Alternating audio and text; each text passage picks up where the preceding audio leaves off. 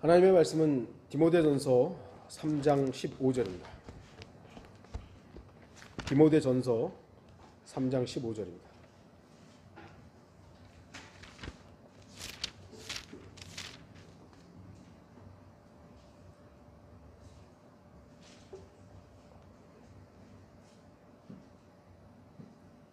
제가 말씀을 읽도록 하겠습니다. 그러나 만일 내가 지체하면 내가 하나님의 집에서 어떻게 처신해야 하는가를 알게 하려는 것이라. 이 집은 살아계신 하나님의 교회요 진리의 기둥과 터전이니라. 말씀의 제목은 진리의 기둥과 터전인 교회입니다. 여러분들 교회 그러면 뭐가 제일 먼저 떠오르세요? 교회 그러면 일반적인 사람들 교회 그러면 뭐 큰 예배당이 떠오르거나 뭐 어떤 사람들은 목사가 떠오르거나 뭐 여러 방면으로 생각날 것입니다. 그리고 우리 성도들은 교회 그러면 물론 그 공간적인 개념으로서의 교회도 무시할 수는 없죠. 그래서 저도 교회 그러면 우리 이 예배당의 이미지가 떠오르기도 합니다. 그러나 교회 그러면 성도들이 제일 먼저 떠올라야 돼요. 성도들. 한 개인 뭐 우리가 뭐 수백 명 되는 것도 아니고 20여 명 되고 뭐 요 정도 모이는 사람들의 그 얼굴들과 교회 그러면 우리 성도들의 그 모습들이 떠오르는 것이 제가 볼 때는 가장 바람직합니다. 개인, 사람이 떠올라야 되죠. 하지만 오늘날은 교회 그러면 건물이 떠오르는 것이 일반적이죠. 우리의 인생은 구원을 받은 그날부터 우리를 향한 주님의 영광스러운 부르심 아래서 살아야 하는 것입니다. 모든 그리스도인들은 주님의 부르심으로 구원받았습니다. 그 부르심이 있었기 때문에 구원받은 거죠. 하나님께서 우리를 구원으로 초청하셨어요. 우리는 그 부르심에 감사함으로 응답한 사람들이고요. 그러므로 우리의 구원은 주님의 은혜 때문이지 결코 우리의 노력이나 행위에 의한 것이 아닙니다. 주님의 부르심을 받은 자들인 우리 그리스도인들은 마땅히 주님의 부르심에 응답해야 됩니다. 구원으로 초청받았을 때 우리는 거기에 응답한 사람들이에요. 근데 그걸로 끝나는 것이 아니라 또 하나님께서는 자신의 사역을 위해서 또한 우리를 부르세요. 우리는 거기에도 응답해야 돼요. 아, 난 구원받았으니까 됐어. 이게 아니죠. 주님의 다른 부르심에도 응답해야 합니다. 그러나 우리의 현실은 그렇지가 않습니다. 주님의 부르심을 피하는 사람들이 있습니다. 주님의 부르심을 받은 자들인 그리스도인들이 모두 주님의 부르심에 응답하지 않는다는 것을 우리는 알고 있습니다. 성경에도 어떤 사람들은 믿음으로 자신을 부르신 주님을 따라 나섰고 또 어떤 사람들은 주님의 부르심에 피해 달아났습니다. 우리는 아담이 주님의 부르심을 피해 동산 나무들의 사이로 자신을 숨긴 것을 알고 있습니다. 심지어 요나는 니느웨로 부르신 주님의 직접적인 부르심을 피해서 그 반대 방향인 타시스로 향해 갔음을 압니다. 믿음의 조상인 아브라함처럼 주님의 영광스러운 부르심을 따르든지 아니면 요나처럼 피해 달아나든지 둘 중에 하나입니다. 둘 중에 하나예요. 잠깐만요. 그건 뭐죠? 잠깐만요. 이건 안 하겠다는 얘기예요. 예수님께서 12사도들을 부르실 때 단 한 명도 잠깐만요가 없었어요. 즉시예요. 즉시. 하나님이 부르셨을 때는 우리는 즉시 응답해야 돼요. 즉시. 분명한 것은 일단 주님의 부르심을 받은 구원받은 그리스도인이라면 주님을 따르지 않는 것이 얼마나 어리석은 일인지를 압니다.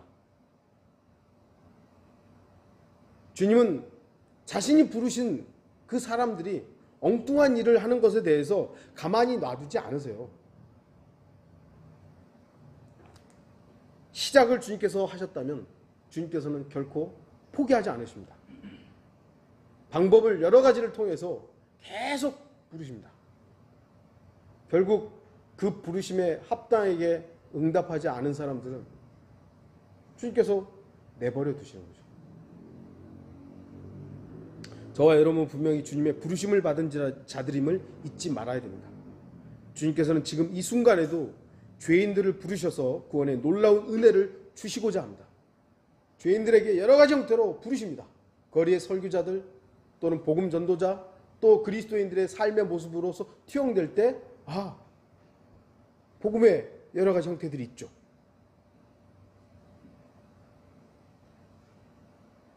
그럼에도 우리 주위를 돌아보면 주님의 부르심을 피해 달아나는 사람들이 훨씬 많다는 것을 보게 됩니다. 필라델피아 교회 기간에 비해서 지금 이 시대에는 복음을 듣고 구원받는 그 비율이 현격하게 떨어져 있죠. 시대가 악하다는 것입니다. 이것은 정말 슬픈 일이지만 사실입니다. 이제는 복음이 복음으로서가 아니라 복음이 비웃음거리가 되어 있는 상황이고 복음을 전하는 사람들마저도 이제는 극단주의, 광신자들 취급을 받는 것이 지금 이 시대입니다. 너나 잘 믿어, 너나 잘 믿어. 이것은 마지막 시대의 예언과도 일치합니다.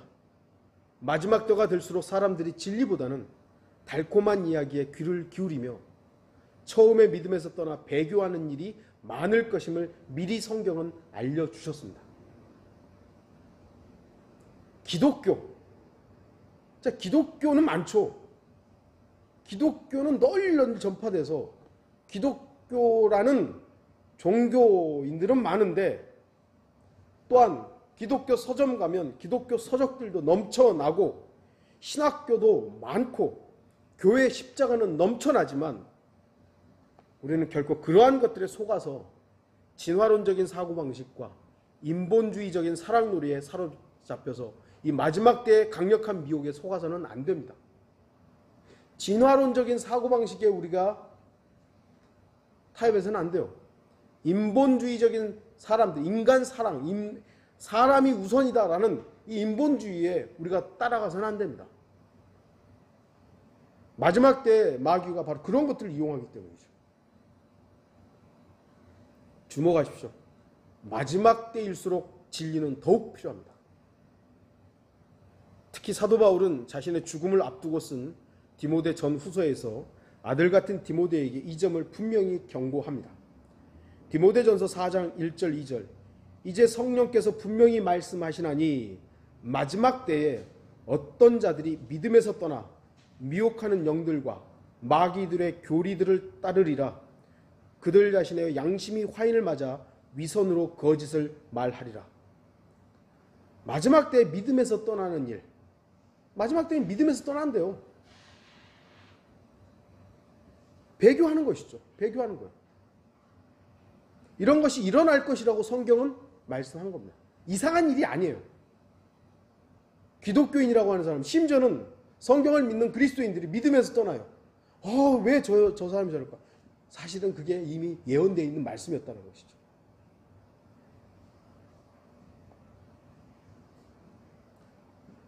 이것은 성령께서 분명히 말씀하셨습니다. 디모데후서 3장 1절에서 2절 또 이것을 알라. 마지막 날들에 아주 어려운 때가 오리라. 사람들이 자기를 사랑하고 돈을 사랑하며 자긍하며 교만하며 하나님을 모독하고 부모에게 불순종하며 감사하지 아니하고 거룩하지 아니하며. 이 마지막 시대는 아주 어려운 때라고 그랬습니다.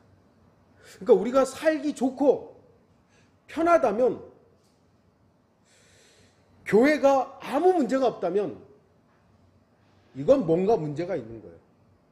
성경은 아주 어려운 때라 그랬는데 우리에게 아무런 문제가 없다면, 물론 그것도 감사할 일의 측면에서는 감사해야 될 일이지만 그건 우리가 주님으로 인해서 평안하기 때문에 평안한 거지 외적으로 어려움이 없다라는 건 아니에요. 그렇죠? 아주 어려운 때예요. 주님을 사랑하고 섬기기에는 더욱더 어려운 때가 바로 이 시대입니다. 주님을 사랑하는 것 너무나 당연한 것 같지만 이 시대는 주님을 사랑하는 것보다 자기를 더 사랑해요.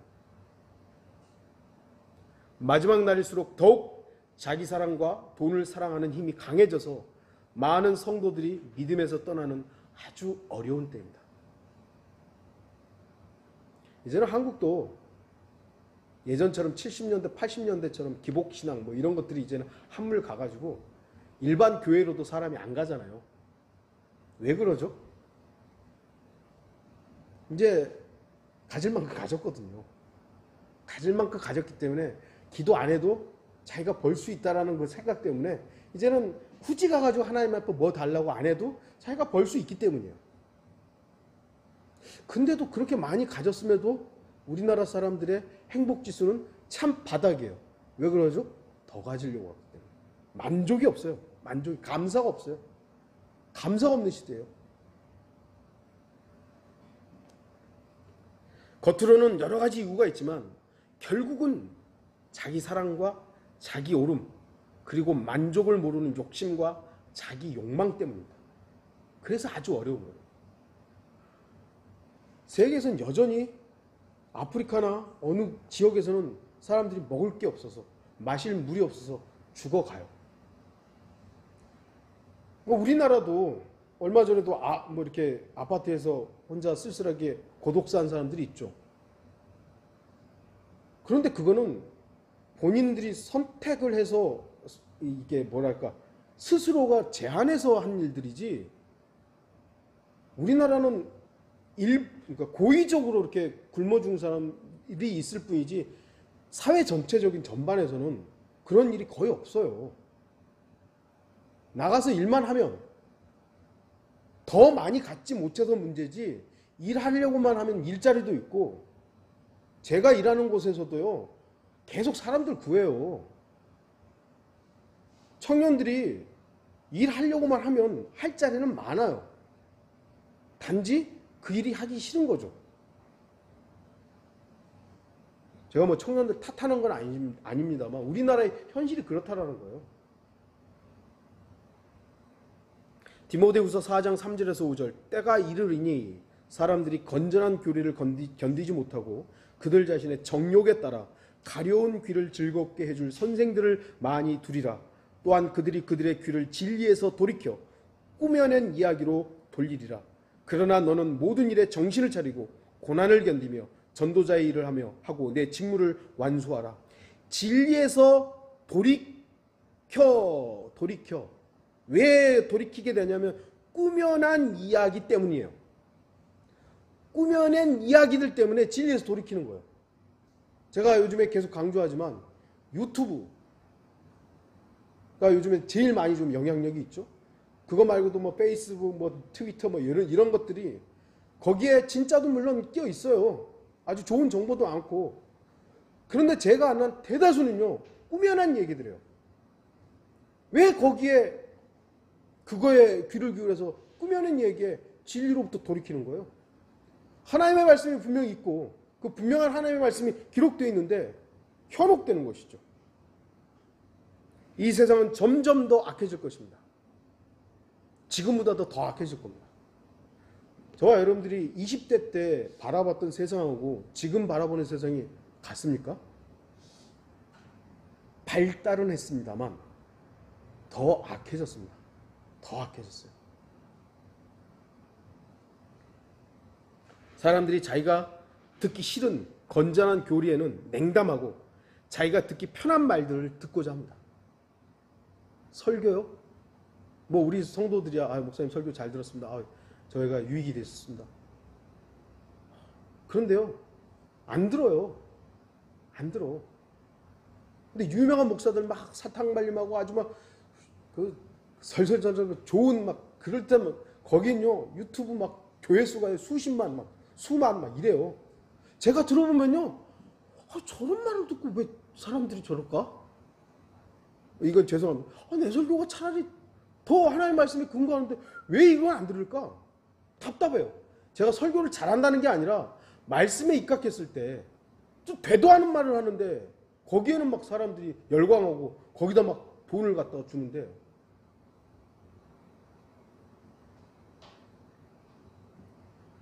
이럴수록 우리는 모든 일에 정신을 차려서 우리에게 주신 직무를 완수해야 됩니다. 여기 지금 사도 바울이 디모데에게 개인적으로 말을 하죠. 그러나 너는 모든 일에 정신을 차리고 고난을 견디며 전도자의 일을 하고 내 직무를 완수하라. 전도자의 일과 직무는 따릅니다. 예, 전도자의 일이 곧 직무가 아니에요. 전도자의 일은 일이고 복음을 전파하는 일이겠죠. 직무라는 것은 여기서 말하는 미니스트리는 목사로서의 사역을 말하는 거예요. 그렇다면 목사가 아닌 우리에게는 우리 각자에게 위임된 사역들이 있을 거 아니에요. 그거 하는 거예요. 디모데 전후서는 어떤 다른 책보다 더욱 진리가 강조되어 있습니다. 여러분들이 디모데 전후서를 쭉 찾아서 읽어보면 진리에 대한 단어들이 굉장히 많이 나옵니다. 디모데전서 2장 4절, 3장 15절, 4장 3절, 6장 5절, 디모데 후서 2장 15절, 18절, 3장 8절, 4장 4절 계속 진리에 대해서 언급이 나와요. 마지막 때를 경고하고 있는 마지막이 올 어려운 때가 오리니 바로 여기서 진리에 대해서 계속해서 언급이 되고 있다는 것이죠. 그 이유는 이 서신들이 배교의 때를 경고하면서 쓰여졌기 때문입니다. 지역교회에 어둠이 덮칠수록 진리는 더욱 필요합니다. 지역교회가 어렵고 힘들고 여러 가지 일들이 생길 때 뭐가 제일 필요할까요? 진리예요. 진리가 제일 필요한 거예요. 진리는 어둠을 대적하는 빛입니다. 진리가 약화되기 때문에 어둠이 찾아오는 겁니다. 그 교회에서 진리신 예수 그리스도께서 드높여져야 되는데 그게 아니라 사람이, 목사가, 그 교회의 공동체의 어떤 침묵이 이런 것들이 더 높아지면 당연히 진리는 약화되죠. 그러면 거기가 어둠인 거예요. 사람들은 좋아가지고 야 우리 교회가 너무 침묵이 잘 되고 사람들과의 관계가 너무너무 좋아 막 하는데 그 교회는 어둠이 내려앉은 겁니다. 진리가 힘있게 빛날 때 어둠은 물러갑니다. 예수 그리스도께서 그 교회에 최상의 위치에 있고 성도들의 삶에서 예수 그리스도만이 드높여질 때 어둠은 찾아올 수 없어요. 그러므로 칠흑 같은 어둠 가운데 있는 이 마지막 시대에 빛나는 진리는 더욱 필요합니다. 마지막 때에 대해서 경고하는 두 권의 책인 디모데 전후서에서 진리가 자주 언급되는 것은 이렇게 어두운 기간일수록 더욱 진리의 빛이 필요하다는 것입니다. 우리가 진리 그러면 너무 많이 들어가지고 그래 진리. 근데 이 마지막 때일수록 더 강조돼야 될 것이 바로 진리예요. 진리가 뭐냐 그러면 여러분 진리가 뭐냐 그러면 진리가 뭡니까 그러면 여러분 뭐라 그러시겠어요? 예전에는 우리가 진리 그러면은 성경의 하나님의 말씀 뭐 이렇게 조금 돼 있었다면 아니 저는 이제 진리 정답이 있잖아요. 예수 그리스도세요. 예수 그리스도.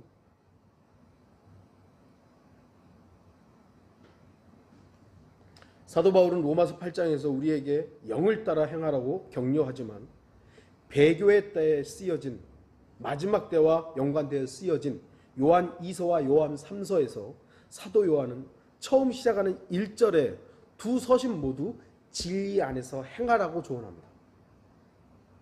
사도 요한은 그의 다른 서신서에서는 사랑과 생명을 많이 강조합니다. 사랑의 사도 그러죠.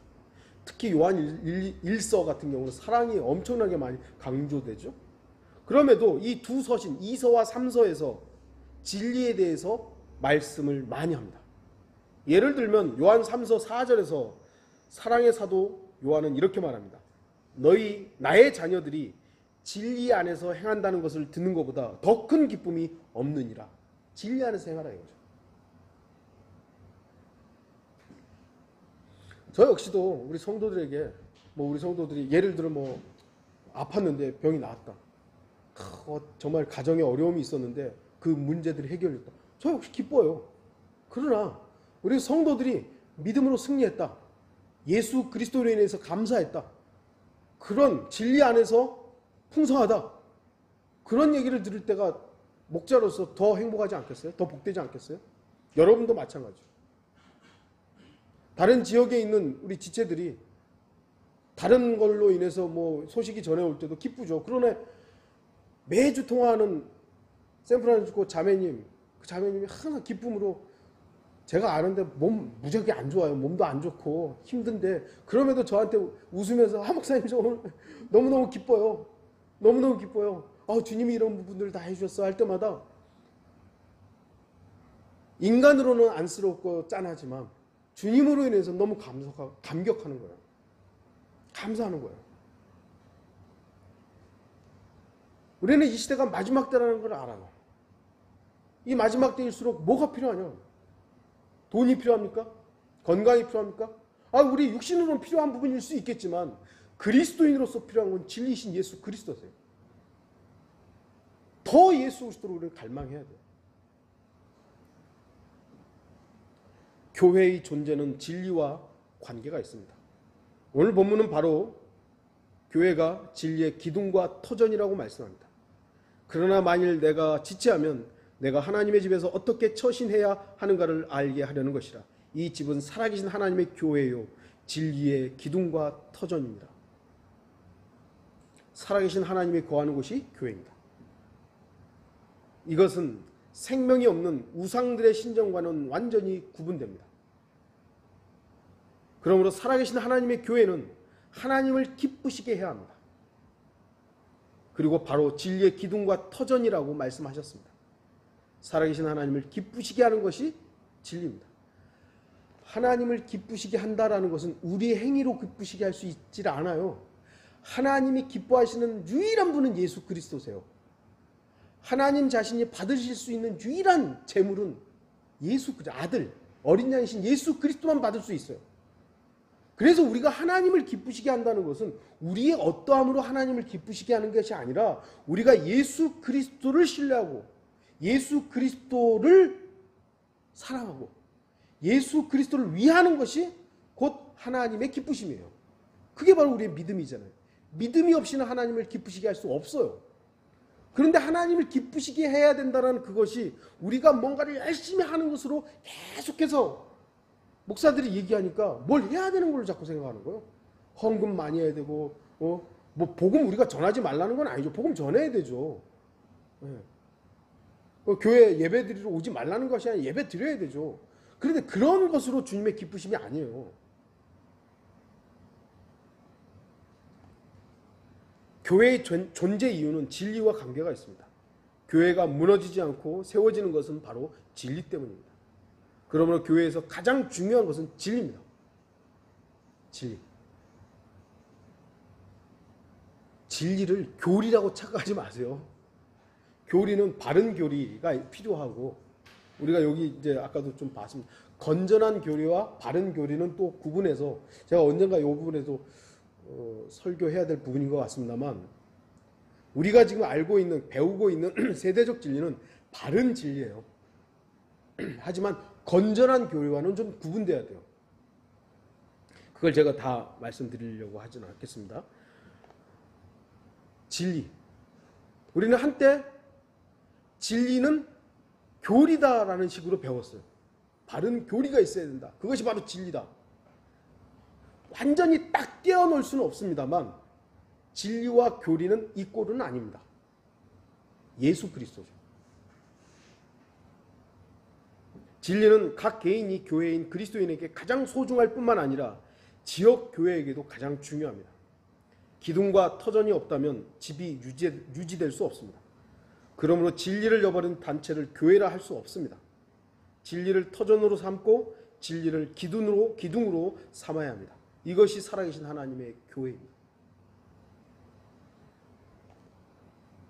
교회가 진리의 기둥과 터전으로서의 기능을 잃는다면 그러한 교회는 떠나야 합니다. 진리가 없는 교회 떠나야죠.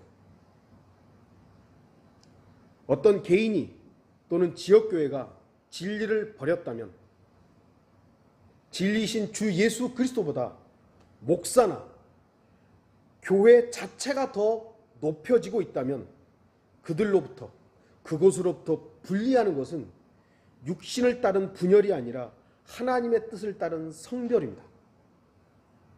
만일 이 교회가 어느 날 갑자기 목사의 어떤 그 유명세라든지 인지도가 더 높아지고 목사의 어떤 말들이 그 어떤 것보다 권위가 생겨버리고 이런다면 여러분들 경고해야죠. 목사님, 지금 목사님이 예수 그리스도보다 더 위에 있습니다. 정신 차리십시오. 하셔야 되죠. 목사는 안 그런데 성도들이 개인의 교제에만 너무 또 빠져 있는 거예요. 나는 저 형제하고 너무 잘 통해. 나는 교회 가는 게 너무 좋아. 왜요? 저 형제 만나러. 이 자매 만나러. 그럼 목사는 그런 부분들에 대해서 경고해야 되는 거고, 옆에 있는 지체들도 사람과의, 우리 성도와의 교제 중요합니다. 그러나 주님보다 우선되면 안 됩니다. 먼저 주님을 회복하십시오. 됐다고. 난 이게 너무 좋아. 그런 교회 떠나야 됩니다. 예수 그리스도의 관계보다 사람과의 관계가 더 중요하다면 거기는 지금 진리가 무너진 거예요. 기둥이 터전이 망가진 겁니다. 여러분이 지역교회를 통해서 생명의 자유가 없다면, 생명의 활발함이 없다면, 생명력이 없다면 그 지역교회는 성도들을 세워주는 교회가 아니라 성도들을 압사시키는 친목단체일 뿐이에요. 구약시대에 있는 성전에는 힘을 나타내는 두 개의 기둥이 있었습니다. 솔로몬의 성전의 두 기둥의 이름은 야킨과 보아스였습니다. 열왕기상 7장 21절, 그가 성전 현관에 기둥들을 세웠는데 오른쪽 기둥을 세우고 그 이름을 야킨이라 하고 왼쪽 기둥을 세우고 그 이름을 보아스라 하였으며, 야킨이라는 그 의미는 주님이 세우시리라 라는 의미이고요, 보아스는 그 안에 능력이 있다라는 의미입니다. 성전 현관에 서 있는 이 두 기둥은 주님께서 자신의 집을 세우시리라는 것과 참된 능력이 그 집 안에 있음을 증거했습니다. 이처럼 두 기둥이 서 있을 때 온전해질 수 있죠. 우리도 성도 개인이 교회죠. 예수 그리스도께서 세우시는 거예요. 그리고 예수 그리스도께서 능력이십니다. 이것이 두 기둥으로서 온전해야 성도 개인의 믿음 생활이 건강한 거예요. 교회도 마찬가지입니다. 진리가 그 교회에서 강성하냐? 그 성도들이 모여서 예수 그리스도를 이야기하고 있는 것인가? 예수 그리스도를 높이고 있는 것인가? 내가 얼마 전에 집을 샀는데 이 집이 말이야 곧 있으면 수억이 오른대. 물론 우리 그런 얘기 가끔 할 수는 있을 거예요. 근데 그것이 그 교회의 성도들의 주된 내용이 되고, 내가 어제 비트코인을 했는데 막 돈 많이 땄어. 와, 그게 그 교회의 자랑이 된다면 그 교회는 문제가 발생한 거예요. 생명의 능력이 없는 교회는 진리와 무관한 조직의 일만 할 뿐이에요. 아무리 규모가 크고 사람들이 많이 모인 지역교회를 할지라도 진리가 존중되지 않으면 기둥이 빠진 집과 같아서 힘이 없는 겁니다. 김포에 있는 성경침례교회 이제 무슨 힘이 있어요? 사람들은 수백 명 모인다 그러는데 도대체 그들 조직 내에서는 영향력이 있지만 이제는 영향력이 없어요. 영향력이 없어요. 왜 그러겠어요?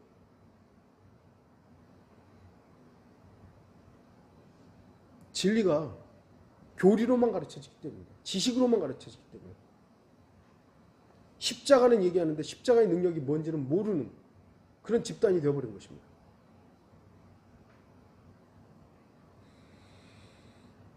사람을 모으기 위해 진리를 희생시킨 교회는 기둥이 빠진 교회와 같습니다.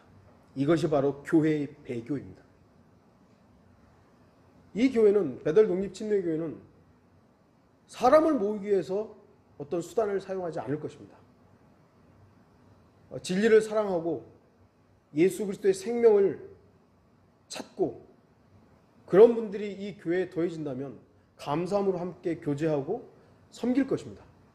그러나 목자인 저와 우리 성도들은 이 교회에 사람을 억지로 끌어들이기 위한 수단과 방법을 간구하지 않을 것입니다. 목사님, 우리 교회도 이제 좀 커져야 될 이유가 뭘까요, 도대체? 왜 커져야 되는 건가요? 뭐 하려고?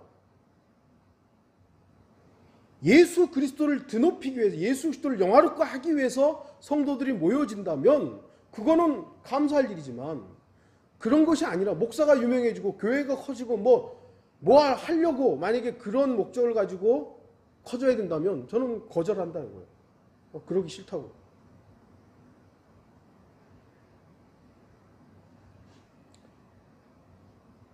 한 사람의 배교보다 더 무서운 것은 지역교회 전체의 배교입니다. 특히 목사 개인의 타락은 지역교회에 큰 영향을 끼치기 때문에 성도들은 더욱더 신중하게 목사를 위해 기도하고 조언하고 동역해야 합니다. 여러분들이 분명하게 성경적인 부분에서 목사님 이거는 아닌데요 하면 말씀해 주셔야 돼요. 저도 이렇게 이제 설교 끝나고 가면 어떤 분들이 벌써 이제 뭐 자주 있는 일은 아닙니다. 목사님 요런 부분에 대해서 좀 바로잡아 주세요. 뭐 이런 것도 있고, 어떤 분들은 전화하다가 목사님 요거 좀 그냥 좀 안 해주시면 안 돼요. 그러면 예. 제가 수용할 수 있는 부분들은 수용하는 거예요. 진리를 왜곡하라고 저한테 만약에 누군가가 한다면 저는 그건 거절할 거죠. 그러나 저의 어떤 인격적인 부분이나 아니면 스타일이나 제가 바로잡아야 될 부분이 있으면, 또 설교 시간에 혹여 내가 지난주에 여호수아 설교하다가 여리코 성 다음이 아이성인데 제가 아이성을 먼저 언급했더라고요. 그래서 그거는 제가 실수를 바로잡아야 되겠다 생각했는데 지금 바로잡습니다. 어쨌든 저도 역시 실수를 해요.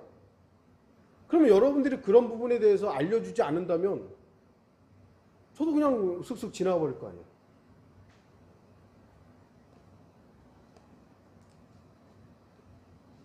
저와 함께 또 하나님의 사역에 동역해야 되죠. 제가 성도들을 섬기는 만큼 여러분들도 계속해서 성도들을 섬겨야 되죠. 어떤 일이 있더라도 진리가 희생되어서는 안 됩니다. 어떤 일이 있어도 예수 그리스도보다 높아져서는 안 됩니다. 어떤 일이 있어도 목사가 예수 그리스도의 위치를 찬탈해서는 안 됩니다. 우리는 그 경험을 해봤기 때문에 절대로 이제 그것만은 저도 용납할 수가 없는 거예요, 이제. 왜냐하면 진리는 곧 예수 그리스도이시기 때문입니다. 진리이신 주 예수 그리스도보다 그 어떤 것이 더 도드라질 때 배교는 시작되고 교회라는 이름은 가졌을지 몰라도 그 교회는 살아계신 하나님의 집이 아닙니다. 살아계신 하나님의 교회는 진리의 기둥과 터전이어야 합니다. 이제는 어떤 교회 그러면 어떤 교회 목사가 제일 먼저 떠오르잖아요. 예수 그리스도가 떠오르는 것이 아니라 무슨 여의도 순복음교회 그러면 지금은 이영훈 목사인가 담임을 하는데 어쨌든 여의도 순복음교회 조용기가 제일 먼저 떠오르잖아요. 지난주에 어디로 갔는지는 모르지만 죽었죠. 그거는 정상적인 게 아니라는 거예요. 배달 독립 침례교회 그 교회는 예수 그리스도를 사랑하는 교회지. 목사? 누군지 모르겠는데? 그게 정상적인 거라고요. 윤혁택이라는 형제가 그 교회 목사로서 담임을 하는데 그 사람은 뭣도 못하고 하는데 그 성도들이 정말 예수 그리스도를 사랑하더라. 그 교회는 진리 이외에는 도드라진 게 없더라.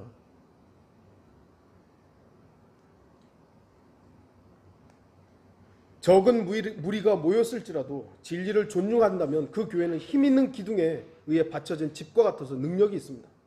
교회의 부흥은 어떤 대가를 치르더라도 반드시 진리를 보존하려는 적은 무리들로 인해 일어났습니다. 우리는 아무리 위대한 업적을 남긴 사람들이라 할지라도 진리의 말씀에 위배된다면 그 사람을 거절할 수 있어야 됩니다. 우리가 왜 이성호 목사를 존중했고 존경했고 많이 따랐고 그랬습니다. 그러나 지금은 왜 제가 할아버지라고 그러겠어요? 왜? 업적이 대단하다 할지라도 진리를 외면하고 있는 거예요. 자기 고집과 자기 방법으로 하나님의 사역을 한다고 계속해서 하고 있기 때문에 저는 거절하는 거예요. 그분도 이제 연세가 있으시기 때문에 언제 주님 만나러 갈지 모르겠어요. 만약에 임종 소식이 들리면 그분들이 저를 초대하지는 않겠죠. 하나 시간이 되면 장례식장에 가고 싶어요. 가서 육신의 안녕을 위로할 거예요. 그리고 제가 아는 한 그분이 구원받았다는 것을 간증을 들었기 때문에 위에서 만날 시간을 기대할 겁니다. 그러나 그분이 말년에 행했던 많은 비성경적인 일에 대해서는 제가 이렇게 설교하잖아요. 잘못됐다고. 뭐가 잘못됐느냐? 제가 따로 말씀드릴게요. 우리는 진리를 수호하는 데 신실해야 합니다. 예수 그리스도를 높이고 예수 그리스도를 제시하고 예수 그리스도께서 나의 어떤 보장이 되는가에 대해서 이야기하는 부분에 대해서 신실해야 돼요. 거짓말하면 안 돼요. 우리가 따를 것은 오직 예수 그리스도밖에 없습니다. 우리는 주의를 기울여야 할 마지막 시대에 살고 있습니다.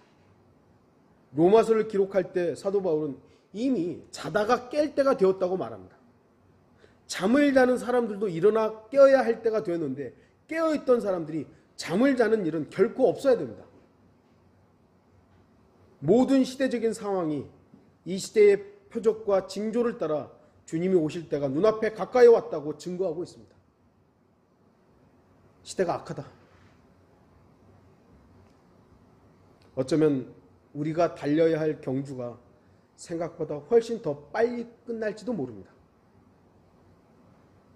우리는 항상 이러한 자세로 살아야 합니다.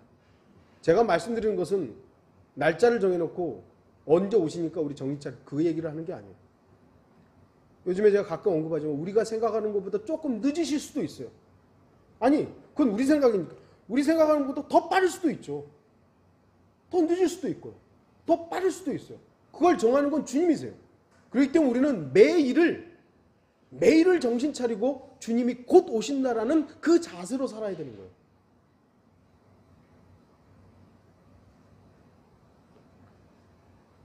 우리는 주님을 따르는 이 길에서 결코 낙오하면 안 됩니다. 우리는 이 마지막 때에 우리의 마음을 흐리고 희미하게 만들고 여러 가지 일들로 우리를 혼미케 하는 마귀의 역사들이 있음을 압니다. 이 믿음의 경주에서 중간에 탈락한 사랑하는 지체들이 있음을 알죠. 안타깝죠. 우리는 물론 기다릴 줄도 알고 손을 내밀 줄도 알아야 되지만 중요한 건 내가 가야 할 길이에요. 지금 내 길. 내가 지금 주님을 향해 나아갈 길이에요. 여러 가지 생각들이 거짓되이 우리를 속일 것입니다. 그러나 분명한 한 가지는 우리가 주님의 은혜로 구원받았다는 사실입니다. 구원받은 그리스도인들은 주님의 지체들입니다. 주님과 뗄래야 뗄 수 없는 사이며 놀랍게 부름받은 자들입니다. 우리가 오늘 구원받은 자들 사이에서 유업을 상속받을 소중한 위치에 서 있다는 것은 정말 복된 일입니다. 우리도 복음을 전해봐서 알지만 죄인은 구원받은 것 한 가지만으로도 넘치는 복을 받은 것입니다. 이처럼 우리는 주님의 부르심 아래에 있습니다. 우리를 부르신 주님을 따라야 합니다. 수많은 직접적인 박해가 있었던 초대교회 시대부터 지금은 어찌 보면 평화로이 믿을 수 있는 현재까지 주님을 따르는 길은 언제나 좁은 길이었습니다. 물론 지금도 아랍 지역이라든지 이렇게 남미 지역이라든지 여러 지역에서 지금도 목숨의 위협을 받고 있는 사람들이 부분적으로 있죠. 꽤 많죠. 그래서 전체적인 부분에서의 우리는 어찌 보면 평화로이 믿을 수 있는 시대이죠. 그러나 언제나 넓은 길은 아니었습니다. 항상 좁은 길이었습니다. 그리고 눈에는 보이지 않지만 지금이 오히려 더욱 치열한 영적 전쟁 가운데 있어서 더 많은 사람들이 더욱 빠르게 믿음에서 이탈하여 길이 아닌 곳으로 향하고 있는 것을 우리는 보게 됩니다. 초대교회부터 긴 시간 동안 물리적으로 실제적으로 박해가 있고 쫓겨다니고 순교하고 이런 일들이 많았죠. 그 믿음의 진짜 선한 싸움을 싸웠죠. 근데 지금은 외적인 그런 것들은 없다 하는데 내적으로 더 치열한 거예요. 더 치열해요.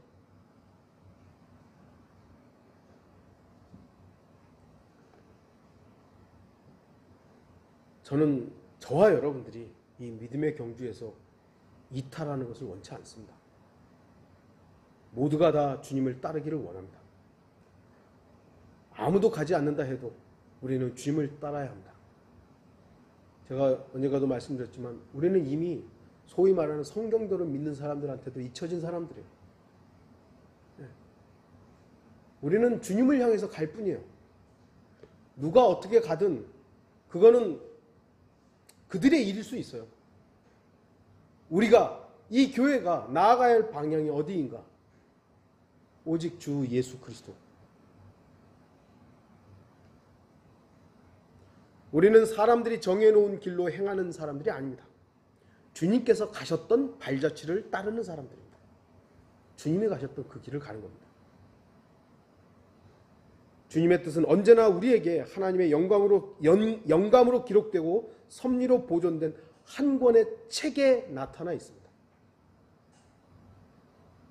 오늘날처럼 사람들에게, 그것도 주님을 믿는다고 하는 기독교인들에게 주님의 말씀이 이렇게 쉽게 무시되고 있는 시대는 없었을 것입니다.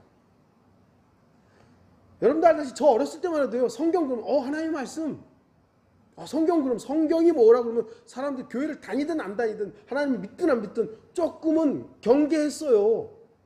근데 지금은요, 아이고 교회를 다니는 사람들조차도 이제는 성경 그러면 우습게 본다니까요.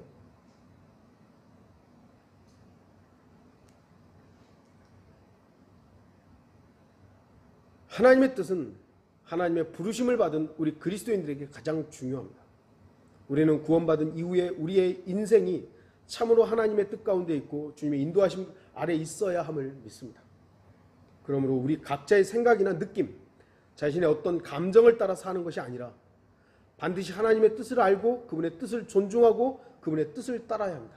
그러려면 하나님께서 권위를 주신 하나님의 말씀에 집중해야 되는 거예요. 이것이 바로 하나님을 사랑하는 그리스도인들의 표지입니다. 오늘날 기독교인들이 비참한 이유는 성경을 펼쳐 보여줘도 자신의 뜻을 하나님의 뜻에 굴복시키지 않는다는 거예요. 성경은 이렇습니다 라고 해도 아니요, 내가 생각할 때 그렇지 않다고. 우리 목사님은 그런 말 안 했다고. 우리 교회는 그렇게 가르치지 않는다고. 그래서 비참한 거예요. 정말 하나님의 말씀을 지키는 태도라는 게 뭐예요? 성경이 그렇습니까? 그러면 내 생각은 이렇지만 내가 배운 건 이렇지만 성경이 이렇다면 나를 바꿔야죠. 이게 하나님의 말씀을 사랑하는 사람의 표지예요. 나타나는 현상이에요. 이전 시대의 믿음의 선진들은 단 한 구절의 하나님의 말씀 때문에 그 말씀을 배반할 수 없어서 순교의 길을 택했습니다. 그것이 무모하거나 고지식한 것이었습니까? 어떻게 그 성경의 기록 하나 때문에 그렇게 목숨을 내놓냐고. 아니 실제로 그래 왔었어요. 성경의 그 한 구절 때문에 우상에게 절하지 말아라. 그것 때문에 순교했던 거잖아요. 다른 신을 섬기지 말아라. 그 한 구절 때문에 목숨을 내놨던 거예요. 에이, 어떻게. 하나님의 말씀에 권위를 두고 사랑하는 사람은 내 목숨만 바꾸는 거예요.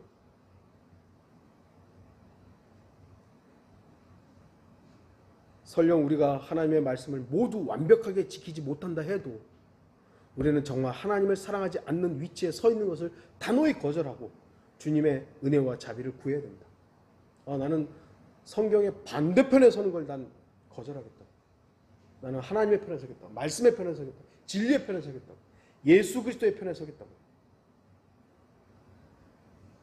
성숙한 그리스도인이든지 어린 그리스도인이든지 그리스도인에게 일어난 문제들은 다 주님을 사랑하는 문제와 연관이 있습니다.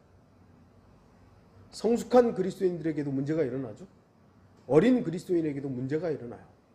이런 것들이 문제가 일어나는 것은요, 주님을 사랑하느냐, 그것과 연관이 있습니다. 모든 문제들의 핵심은 진리를 사랑하느냐, 주님을 사랑하느냐, 거기에서 발생한 것입니다. 고린도 교회에 문제가 발생했죠. 큰 문제가 발생했습니다. 그 핵심은 뭐냐면 주님을 사랑하느냐예요. 나는 바울파다. 나는 바나바파다. 나는 베드로파다. 나는 아폴로파다. 그럼 뭐가 된 거예요? 그 사람을 더 사랑한 거죠. 난 예수 그리스도. 이러면 아무 문제가, 그들이 싸워야 될 필요가 없었어요. 바울파가 왜 생기고 바나바파가 왜 생기고 아폴로파가 왜 생겨요? 예수 그리스도면 되는 거지. 사도 바울이 왜 고린도 성도들을 있는 힘껏 책망하며 엄격하게 꾸짖는지 너무나도 분명히 알 수 있습니다. 그것은 그들이 저주를 받을 위험이 있었기 때문입니다. 물론 이 말은 그리스도인이 지옥에 간다는 말은 아닙니다. 사도 바울은 로마서 8장에서도 성령을 따를 때만이 우리에게 정죄가 없음을 말씀합니다.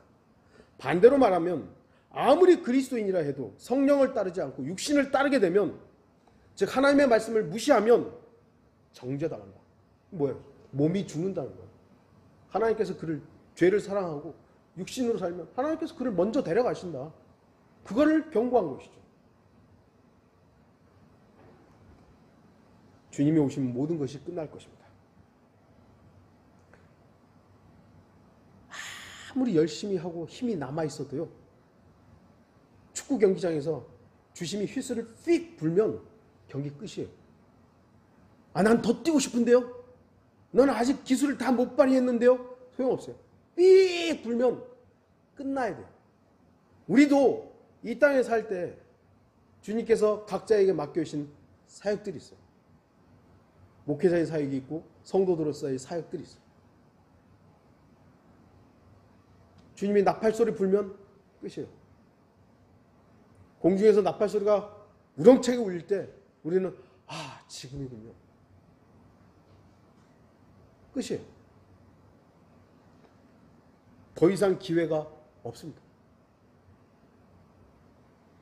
그러기에 우리는 주님이 오시기 전에 바로 오늘 주님을 사랑하는 위치에 서야 합니다. 나중에요. 진리이신 예수 그리스도는 나중이 아니에요. 내일이요. 파라오가 내일이요 했지만 항상 성경은 지금을 말해요. 지금이 바로 그때라고. 지금이 돌아설 때고 지금이 생명의 편에 서야 할 때. 생명이 없는 곳에서 발버둥을 쳐봐야 거기에서는 열매가 없습니다. 여러분들 장례식장 가보셨잖아요. 그리스도인들의 장례식장이야. 물론 소망이 있기 때문에 눈물바다가 아니지만 그럼에도 육신의 헤어짐 때문에 우리가 잠시 애통할 수 있죠? 애통할 수 있어요. 거기서 뭘 보겠어요? 그 장례식장에 뭘 보겠어요? 생명이 없는데. 거기서는 우리에게 교훈만 있을 뿐이죠. 나도 죽을 수 있구나. 그런데 100일 잔치에 가보세요. 예? 또 애들 돌 잔치에 가보세요. 거기는 기쁨이 있잖아요. 왜죠? 생명이 성장하고 있기 때문이에요. 커가고 있기 때문에. 나는 지금 어느 편에 있는 것인가?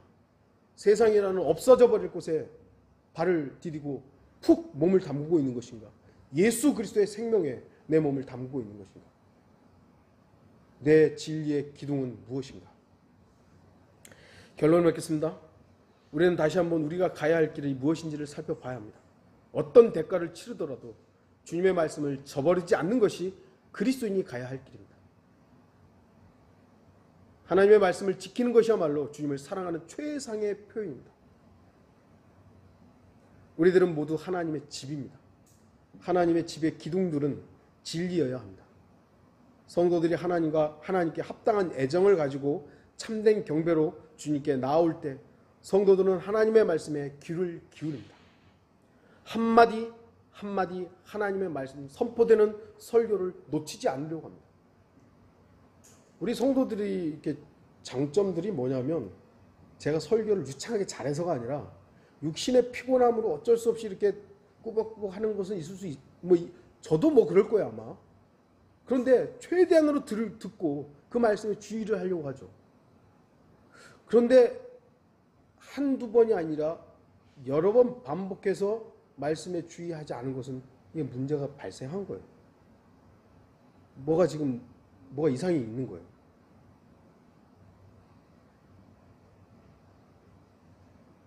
교회는 하나님의 진리의 말씀이 있을 때만 힘과 능력이 충만합니다.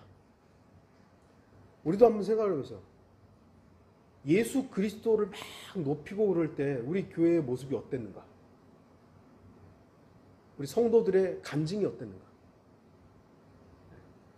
그런데 이게 점점점 어떤 사람에 의해서 통제되고 사람으로 이 방향이 나도 모르는 사이에 꺾여졌을 때 그때의 모습이 어땠는가? 한번 잘 생각해 보세요. 예수님께 방향이 제시됐을 때는 능력이 있었던 거예요. 삶에 활력이 있었던 거예요. 근데 사람한테 이것이 하니까 힘든 거예요. 통제받는 거예요. 그리고 자유함이 없는 거예요. 저는 그 두 가지를 다 경험해 봤기 때문에 여러분들한테 말씀드릴 수 있는 거예요. 하나님에 의해서, 말씀에 의해서, 진리에 의해서 제한받거나 통제된다면 여러분은 감사함으로 받으십시오. 그런데 그것이 아니라 사람에 의해서 그렇게 된다면 빨리 탈출하십시오. 빨리. 진리만이 교회의 능력입니다. 그러한 교회가 하나님의 집입니다. 어떤 사람들은 하나님의 이름과 하나님의 말씀이 땅에 떨어져도 신경 쓰지 않는 사람들이 있습니다. 그러한 사람들은 참으로 하나님을 사랑하는 자들이 아닙니다. 저는 우리 자신을 일깨우기 위해서 이러한 말씀을 다시 한번 드렸습니다. 우리는 다른 어떤 사람들보다 더욱 귀하고 우리들만큼은 주님을 사랑한다고 말합니다. 그러나 하나님을 사랑한다는 것은 말에만 있는 것이 아닙니다. 말로만 하나님을 사랑해서는 안 됩니다. 진리이신 주 예수 그리스도를 사랑하는 그 사랑이 눈에 보이는 성도들에게 향할 때 진리의 기둥과 터져 있는 교회는 더욱 건강한 성도 개인과 지옥교회가 될 것입니다. 이 교회는 진리의 기둥과 터전으로 형성된 것입니다. 그렇다면 진리이신 예수 그리스도를 배제한 상태에서 이 교회의 모임들이 계속 형성된다면 우리는 정신 차려야 돼요. 정신 차려야 되고 다시 예수 그리스도로 회복해야 된다. 개인으로 나는 지금 이 교회, 지역교회에 왜 합류하고 있는 것인가? 왜 이 교회에 출석하고 있는 것인가? 진리 때문인가? 아니면 엄마 아빠 때문인가? 아니면 여기 사람들과 관계 때문인가? 그걸 점검해 보시고 이 교회, 이 지역교회 그래도 예수 그리스도가 주인이시고 이 교회를 통해서 예수 그리스도만이 높여질 수 있다 한다면 여러분들은 나의 어떠한 것과 상관없이 지역교회의 한 일원으로서 함께 하기를 바랍니다. 주님을 사랑하는 그 사랑을 우리가 다시 한번 점검하고 다시 지역교회의 필요성 또는 우리가 가야 할 방향이 어떤 것인지를 다시 한번 되짚어보는 그런 시간이 되기를 바랍니다. 다 같이 기도하시겠습니다.